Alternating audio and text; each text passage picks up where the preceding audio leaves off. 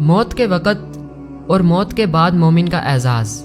حضرت برا بن عازب رضی اللہ تعالیٰ عنہ روایت فرماتے ہیں کہ ایک دن ہم نبی کریم صلی اللہ علیہ وسلم کے ساتھ ایک انصاری کے جنازے میں قبرستان گئے۔ جب قبر تک پہنچے تو دیکھا کہ ابھی لحد نہیں بنائی گئی۔ اس وجہ سے نبی کریم صلی اللہ علیہ وسلم بیٹھ گئے اور ہم بھی آپ صلی اللہ علیہ وسلم کے آس پاس با ادب اس طرح بیٹھ گئے جیسے ہمارے سروں پر پرندے بیٹھے ہیں، یعنی اس طرح خاموش دم بخود ہو کر بیٹھ گئے جیسا کہ ہم میں حرکت ہی نہیں رہی۔ نبی کریم صلی اللہ علیہ وسلم کے ہاتھ مبارک میں ایک لکڑی تھی جس سے زمین کورید رہے تھے جیسے کوئی غمگین کیا کرتا ہے۔ آپ صلی اللہ علیہ وسلم نے سر مبارک اٹھا کر فرمایا کہ قبر کے عذاب سے پناہ مانگو۔ 2 یا 3 مرتبہ یہی فرمایا۔ پھر فرمایا کہ بلا شبہ جب مومن بندہ دنیا سے جانے اور آخرت کا رخ کرنے کو ہوتا ہے تو اس کی طرف آسمان سے فرشتے آتے ہیں جن کے سفید چہرے سورج کی طرح روشن ہوتے ہیں، ان کے ساتھ جنتی کفن ہوتا ہے اور جنت کی خوشبو ہوتی ہے۔ یہ فرشتے اس قدر ہوتے ہیں کہ جہاں تک اس کی نظر پہنچے وہاں تک بیٹھ جاتے ہیں۔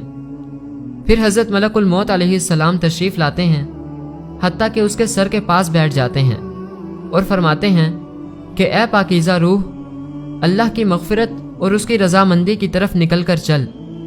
چنانچہ اس کی روح اس طرح سہولت سے نکل آتی ہے جیسے مشکیزے میں سے پانی کا قطرہ بہتا ہوا باہر آ جاتا ہے۔ بس اسے حضرت ملک الموت علیہ السلام لے لیتے ہیں۔ ان کے ہاتھ میں لیتے ہی دوسرے فرشتے جو دور تک بیٹھے ہوتے ہیں پل بھر بھی اس کے ہاتھ میں نہیں چھوڑتے، حتیٰ کہ اسے لے کر اسی کفن اور خوشبو میں رکھ کر آسمان کی طرف چل دیتے ہیں۔ اس خوشبو کے متعلق ارشاد فرمایا کہ زمین پر جو کبھی عمدہ سے عمدہ خوشبو مشک پائی گئی ہے اس جیسی وہ خوشبو ہوتی ہے۔ پھر فرمایا کہ اس روح کو لے کر فرشتے آسمان کی طرف چڑھنے لگتے ہیں اور فرشتوں کی جس جماعت پر بھی ان کا گزر ہوتا ہے وہ کہتے ہیں کہ وہ کون پاکیزہ روح ہے۔ وہ اس کا اچھے سے اچھا نام لے کر جواب دیتے ہیں جس سے دنیا میں بلایا جاتا تھا کہ فلاں کا بیٹا فلاں ہے۔ اسی طرح پہلے آسمان تک پہنچتے ہیں اور آسمان کا دروازہ کھلواتے ہیں، چنانچہ دروازہ کھول دیا جاتا ہے اور وہ اس روح کو لے کر اوپر چلے جاتے ہیں حتیٰ کہ 7ویں آسمان تک پہنچ جاتے ہیں۔ ہر آسمان کے مقربین دوسرے آسمان تک اسے رخصت کرتے ہیں۔ جب 7ویں آسمان تک پہنچ جاتے ہیں تو اللہ تعالیٰ فرماتے ہیں کہ میرے بندے کو کتاب علیین میں لکھ دو، اسے زمین پر واپس لے جاؤ کیونکہ میں نے انسان کو زمین ہی سے پیدا کیا اور اسی سے دوبارہ اس کو نکالوں گا۔ چنانچہ اس کی روح اس کے جسم میں واپس کر دی جاتی ہے۔ اس کے بعد 2 فرشتے اس کے پاس آتے ہیں جو آ کر اسے بٹھاتے ہیں، اس سے سوال کرتے ہیں کہ تیرا رب کون ہے؟ وہ جواب دیتا ہے میرا رب اللہ ہے۔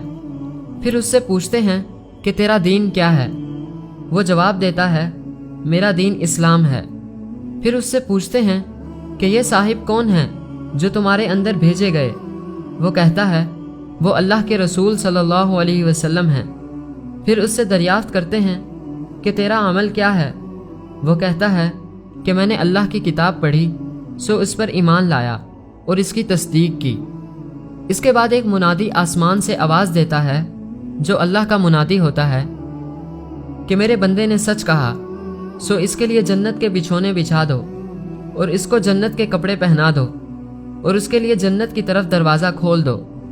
چنانچہ جنت کی طرف دروازہ کھول دیا جاتا ہے جس کے ذریعے جنت کا آرام اور خوشبو آتی رہتی ہے اور اس کی قبر اتنی کشادہ کر دی جاتی ہے کہ جہاں تک اس کی نظر پہنچے۔